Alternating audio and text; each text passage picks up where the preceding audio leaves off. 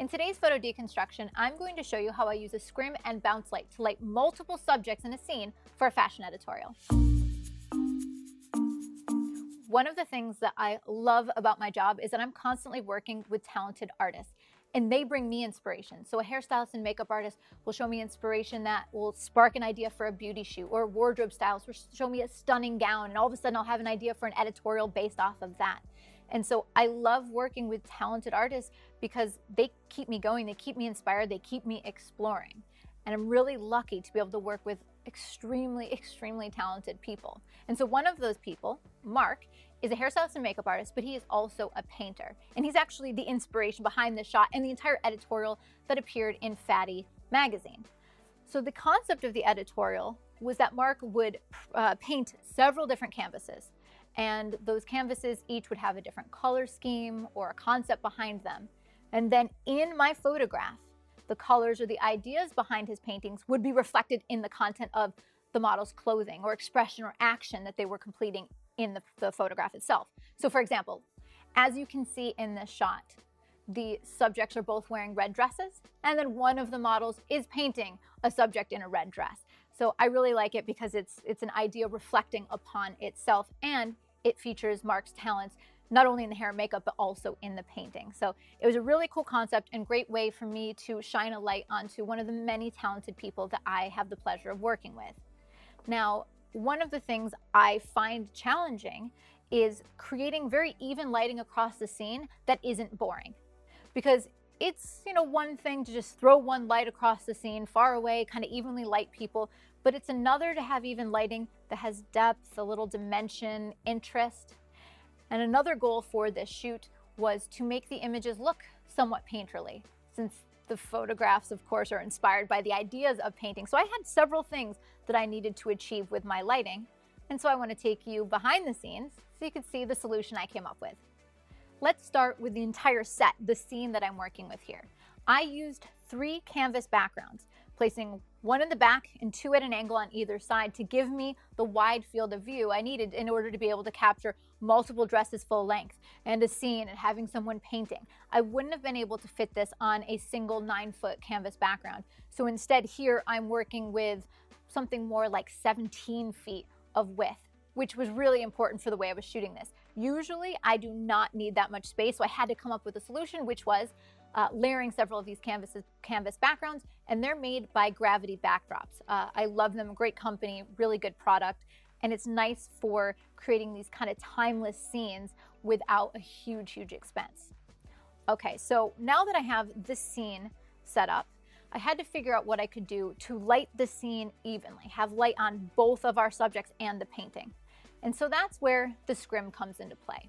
So that large scrim that you see, it's an 8 by 8 foot Westcott Scrim Jim, which fundamentally is a frame with a piece of diffusion material, and it is lit by a single D2 strobe. That D2 strobe has no modifier, but what happens is the light hits the scrim, it spreads out, and it creates a really broad, soft, even light source. So that is the main source of illumination on the scene. So it accomplishes most of the light. But that's a little bit boring, and it lacks a little bit of dimension. So I did a couple other things to make the shot look interesting. All right, so next up what I did is I added a fill light. On the left-hand side, you see I have a large umbrella with diffusion, but it's pointing nowhere. Do you see how it's pointing to the left of the frame? Actually, all I'm doing here is I'm using that large umbrella as a light to bounce off the wall, which sounds weird, but what I wanted to do is just kind of lift the shadows, and I wanted it to bounce around the room.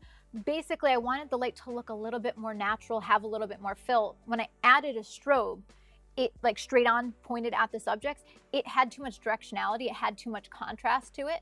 So by turning it into a white wall, it just bounced it everywhere, off the walls, off the ceiling, off the floor, and it just filled in the shadows a little bit. So that was one of my creative problem-solving methods when I was trying to get a very subtle but evenly spread fill light across the scene. Okay, so next up, I've got my main light to light the entire scene from above. I got that scrim. I've got my fill light to lift the shadows, but then everything still looked flat.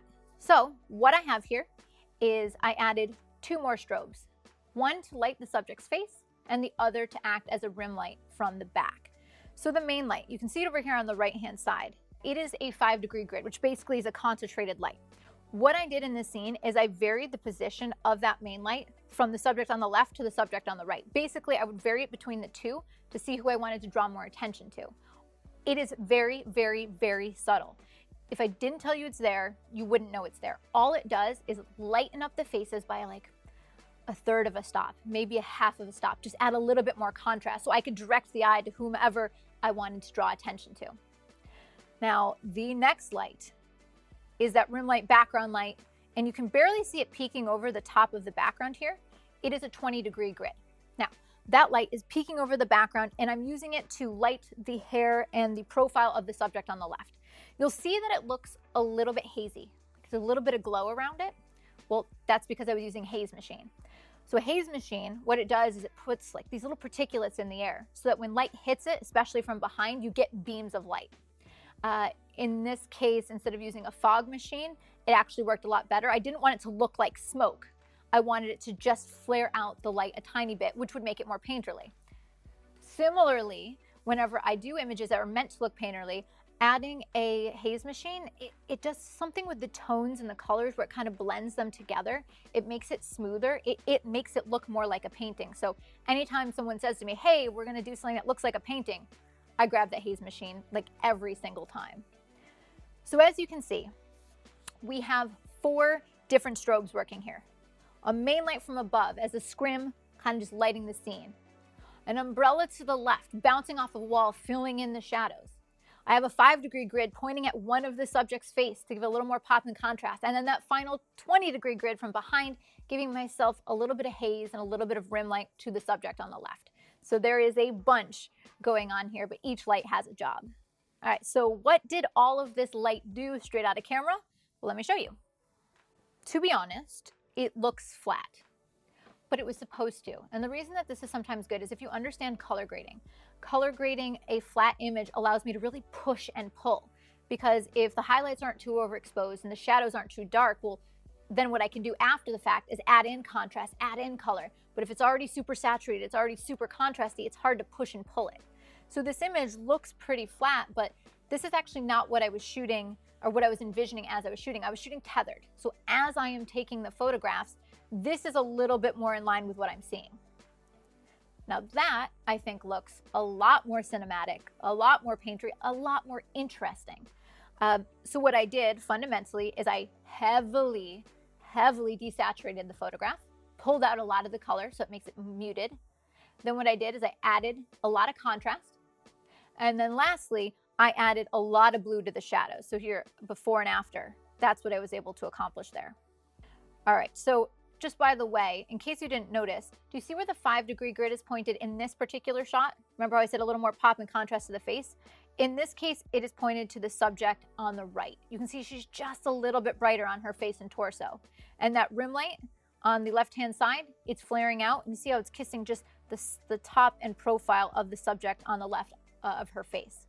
Okay, so let me give an analysis of what I'm looking at in this shot for things that I'm going to want to Photoshop, like retouch, rather than just color grade.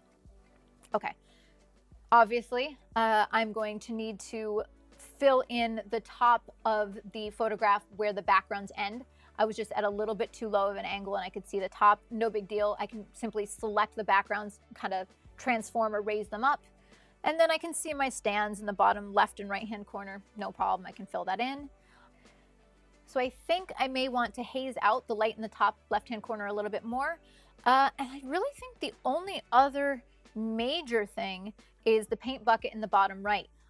Because these dresses were worth a lot of money, we did not use actual paint buckets here. So this was a paint bucket we dripped on the side to look like it was real. And then we had one with actual paint in it, which I shot as a plate later on. So I took pictures, and I think the color originally was green that I took, so that I could copy and paste it and put it into any time there was a paint bucket without actually having to worry about it being on set and being an expensive disaster.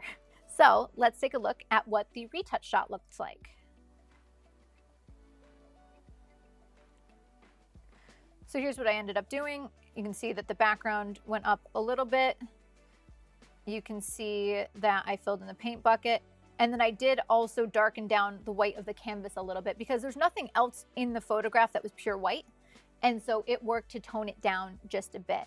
So let me show you before and after from the beginning to the end shot. You can see a majority of it is playing with color and tone and contrast rather than any Photoshop special effects. The original photo actually was quite flat and it lacked contrast, but I did it on purpose because I knew what I could achieve in post. What I like about this shot is it is actually quite a bit different than how I usually shoot, but I still feel like it feels like me.